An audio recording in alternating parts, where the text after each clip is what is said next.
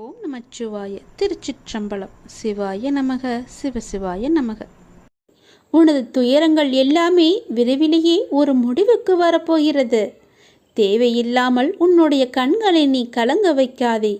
மகிழ்ச்சியாக இரு. நான் இருக்கும்போது எதற்காகவும் நீ கலங்கக்கூடாது. என்னை மீறி எதுவும் நடக்கப் போவதும் இல்லை. உன்னை நான் தேர்ந்தெடுத்து நான் வசிக்கும் இடத்திற்கு வரவழைத்தேன். எப்படிப்பட்ட சூழ்நிலையில் நானும் இருப்பேன் உன்னுடன். கலங்காதே. இன்னும் 1 மணி நேரத்தில், நிச்சயமாக இன்னும் 1 மணி நேரத்தில் உனக்கான நல்ல செய்தி தேடி வரும்.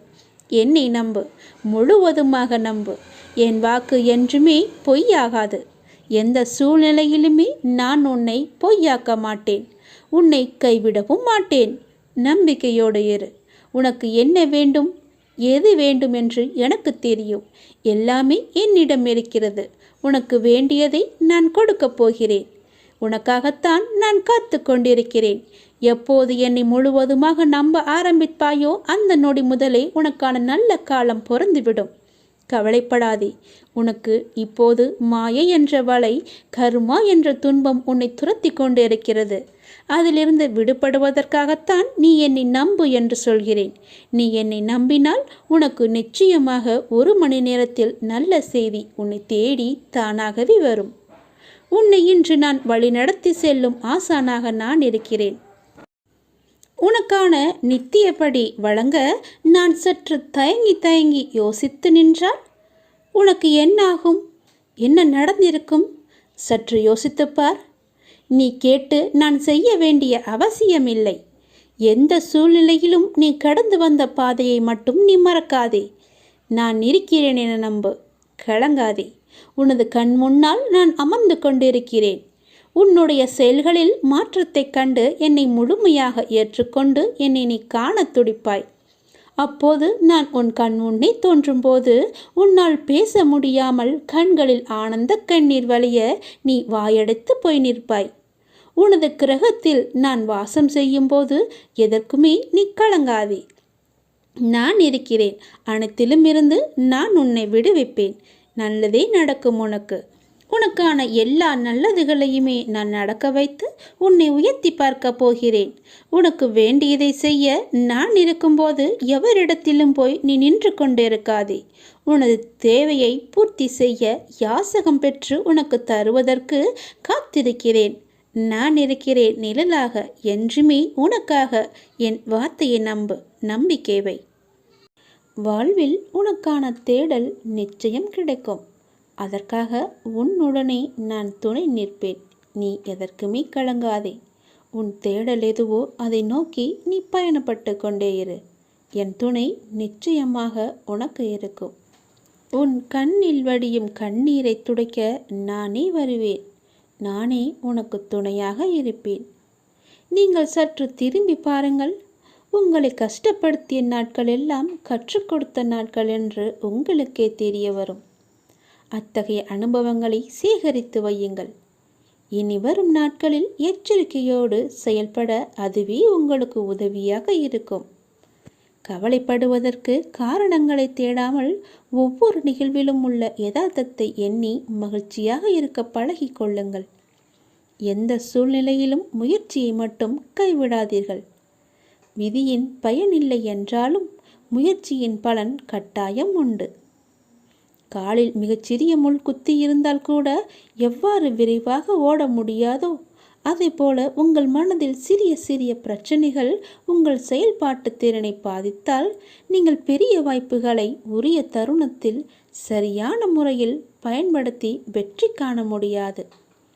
எனவே சிறு பிரச்சனைகளுக்கு முக்கியத்துவம் தராமல் அப்பிரச்சனைகளுக்கு உடனுக்குடன் தீர்வு கண்டு நமது மனதை மிகவும் அமைதியான முறையில் வைத்துக்கொள்வது நமக்கு விரைவிலேயே வெற்றியை ஈட்டித் தரும். வாழ்க்கை முடிவற்ற சாத்தியங்கள் நிறைந்தது. நன்மைகளை அறுவடை செய்ய சரியான நேரத்தில் சரியானதை செய்யுங்கள். கடும் உழைப்பு என்பது ஒரு சந்தோஷம். அதை செய்து கொண்டே இருக்க வேண்டும். வெகு நிச்சயமாய் ஏதோ ஒரு கணத்தில் அந்த கிரீடத்தை தலையில் வைக்கும். அந்த கணம் யாருக்கும் கிரீடம் என்று தெரியாது. ஆனால் உழைப்பவர்களுக்கு கிரீடம் நிச்சயமாகவே உண்டு. ஒருபோதும் உழைப்பவர் தோற்று போக மாட்டார். உழைப்பவருக்கே உழைப்பின் அருமை தெரியும். ஆகவே உழைப்பதை ஒரு வைராக்கியமாக கொண்டு உழைத்து வெற்றி பெற்று நீங்கள் வாழுங்கள். இந்த அப்பாவின் துணை உங்களுக்கு எப்போதுமே இருக்கும். என் அனுக்கிரகத்தால் இந்த பிறவியில் என்னை நீ ஆராதித்து கொண்டிருக்கிறாய். அப்படி என்னை வணங்கும் அவகாசம் உனக்கு கிடைத்ததே ஒரு பெரிய யோகம். நீ இப்பிறவிக்கு சாட்சி. நான் உன் பூர்வ ஜென்மங்கள் அனைத்திற்குமே சாட்சியாக இருப்பேன். நீ எதை பற்றியுமே கவலைப்படாமல் உன்னுடைய இலக்கு எதுவோ அதை நோக்கி நீ பயணப்பட்டு கொண்டே இரு. உன் இலக்கில் எந்த ஒரு கெடுதலும் வராமல், எந்த ஒரு தடையும் வராமல் நான் பார்த்து கொள்கிறேன். என் துணை உனக்கு எப்போதுமே உண்டு. இந்த உலகம் என்பது எல்லோருக்குமே சமம்தான். யாரும் இங்கே அனாதைகள் அல்ல. யாரும் இங்கே உற்றார் உணர்வுகள் இல்லாத தனியாக விடப்பட்ட நபர் அல்ல. எல்லோருக்குமே எல்லாமே இருக்கின்றது. யாரும் எதுவும் இல்லாமல் இங்கே இருக்கவில்லை. அவர்களுக்கு துணையாக நான் இருக்கிறேன். இந்த உலகத்தில் உயர்ந்தவர் தாழ்ந்தவர் என்று யாருமே கிடையாது. யாரும் ஏழையும் அல்ல, யாரும் பணக்காரரும் அல்ல. யாரும் உயர்ந்த ஜாதியும் அல்ல, யாரும் தாழ்ந்த ஜாதியும் அல்ல. யாரும் யாரை விடவும் உயர்ந்தவர் என்றோ தாழ்ந்தவர் என்றோ மதிப்பு மிக்கவர் என்றோ அறிவானவர் என்றோ அழகானவர் என்றோ உங்களையும் நீங்கள் மற்றவர்களையும் நினைக்க வேண்டாம். இந்த பூமியில் ஒவ்வொரு மனிதர்களுமே சிறப்புக்குரியவர்தான். அனைவருமே தத்தம் துறைகளில் சிறப்பானவர்களே. வெட்ட வெளியில் உச்சி வெயிலில் வியர்வை சிந்த நிலத்தில் உழைத்து களைப்பவர்கள் ஆணாக இருக்கட்டும் பெண்ணாக இருக்கட்டும், யாவருக்குமே எல்லோருக்குமே உள்ளதை போல் சுயமரியாதை, கோபம், வலி, மகிழ்ச்சி, பசி, உறக்கம், இழிச்சொல்லின் வலி, புறக்கணிப்பின் வலி போன்ற தனிமனித உணர்ச்சிகள் அத்தனையும் அனைவருக்குமே உண்டு. அவர்களும் மனிதர்கள்தான். உண்மையில் உயர்ந்தவர் தாழ்ந்தவர் என்று யாருமே இல்லை. சில வாய்ப்புகள்தான் யார் இந்த பொழுதில் அவசியமானவர் என்பதை நமக்கு புரிய வைக்கிறது. அந்த புரிதலை உணர்ந்து கொள்பவர்கள் மனித நேயத்துடனே நடந்து கொள்வர். மனிதநேயம் கொண்டவர்களாலேயே மக்களை திருப்திப்படுத்தும் சேவையை வழங்க முடியும். அவர்களே மரணித்தாலும் மனிதர்கள் மனங்களில் இடம் பிடித்து எப்போதும் அழியா புகழுடன் இருப்பார்கள். மனிதர்கள் யாராயினும் அவர்கள் அனைவருமே சமம்தான். உயர்ந்தவர் என்றோ தாழ்ந்தவர் என்றோ படித்தவர் என்றோ படிக்காதவர் என்றோ ஏழை என்றோ பணக்காரன் என்றோ கருப்பு என்றோ சிவப்பு என்றோ உயர்ந்த ஜாதி என்றோ தாழ்ந்த ஜாதி என்றோ எந்த இருமே கிடையாது. அப்படிப்பட்ட நிலை நிச்சயமாகவே மாற வேண்டும். சமத்துவம் என்ற நிலை நிலவ வேண்டும் என்றால் மக்கள் மனதில் மாற்றம் ஏற்பட வேண்டும். ஏற்பட்டே ஆக வேண்டும். எனக்கு எல்லோருமே சமம்தான். நான் யாரையும் ஏற்று இரக்கத்தோடு நான் பார்ப்பதே இல்லை. அது நம்மிடமிருந்தே தொடங்குவோம். இனி ஒரு உலகம் புதிதாக அமைப்போம். நிகரான மனிதர்களை மதிப்போம். நாமாக வாழ்வோம். முதலில் மனிதனாக வாழ்வோம். நான் யாரையும் ஏற்றம் இரக்கம் கொண்டு பார்க்காமல் அனைவரையும் சமமாகவே பார்க்கிறேன். எல்லோருமே என்னுடைய குழந்தைகள்தான். நீங்களும் அப்படியே பாருங்கள். எனக்காக கொஞ்சம் நேரம் ஒதுக்கி இதை கேள். உன்னை பற்றி நான் முழுமையாக சொல்கிறேன். உன்னுடைய மனநிலை எப்படி இப்போது இருக்கிறது என்று நான் சொல்கிறேன். முழுமையாக எனக்காக நேரம் ஒதுக்கி கவனமாக கேள். நீ எங்கிருந்தாலும் நான் உன்னுடன் இருப்பேன். உன்னுடன் மட்டும்தான் இருப்பேன்.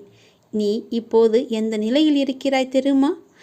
இன்ப நிலை நீங்கி துன்ப சுமையை நீ சுமந்து கொண்டிருக்கிறாயே.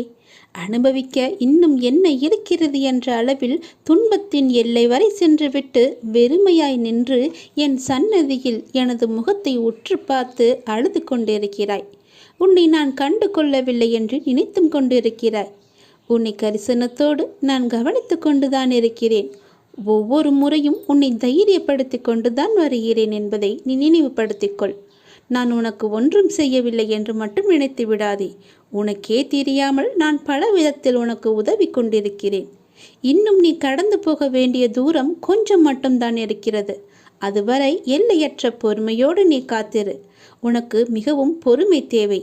தீவிர நம்பிக்கையோடு உனது சுமையின் கணம் தெரியாமல் இருப்பதற்காக எனது நாமத்தை நீ உச்சரித்தபடியே இருக்க வேண்டும்.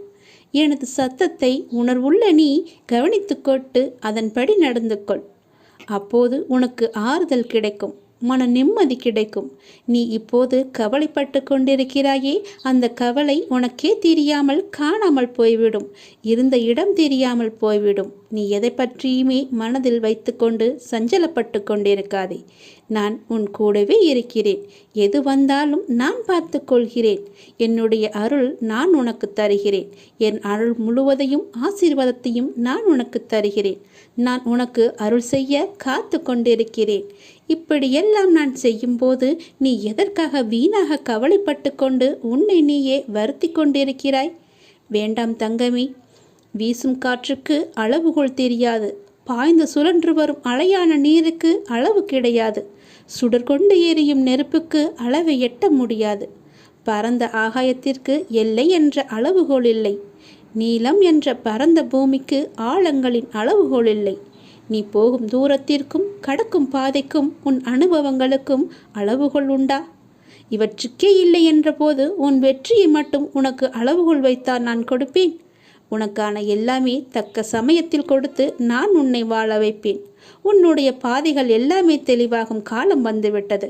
பணிகள் படர்ந்து இருள் சூழ்ந்த கஷ்டங்கள் எல்லாமே விலகி போகப் போகிறது. உன் மனம் நொந்து போன விஷயங்கள் எல்லாமே இப்போது உன் மனம் மகிழ்ச்சி அடையும் அளவிற்கு இனிமேல் ஒன்றின் பின் ஒன்றாக நிகழப்போகிறது. நிம்மதி என்ற மலர் உன் வீட்டில் பூக்கப் போகிறது. உன் மனதில் மலரப் போகிறது. இனிமேல் தென்றலாய் வசந்தமாய் நீ எப்போதும் வசந்த காற்றை சுவாசிக்கப் போகிறாய். நீ எதற்காகவுமே பயப்படாதே, கலங்காதே. உன்னில் வெற்றி என்ற தீபத்தை நான் ஏற்றி காமிக்கிறேன். அகிலத்தின் ரூபமாய் நான் எப்போதுமே உனக்கு துணையாக இருப்பேன். இது நிச்சயமாகவே நடக்கும். எதை பற்றியுமே கவலைப்படாதே. இன்றைய இப்போதைய சூழ்நிலையை வைத்து எதிர்காலத்தை நீ தீர்மானித்து விடாதே. எல்லாவற்றையுமே நானே பார்த்து கொள்கிறேன். உன் அப்பா நான் இருக்கும்போது எதற்குமே நீ கவலைப்படாதே.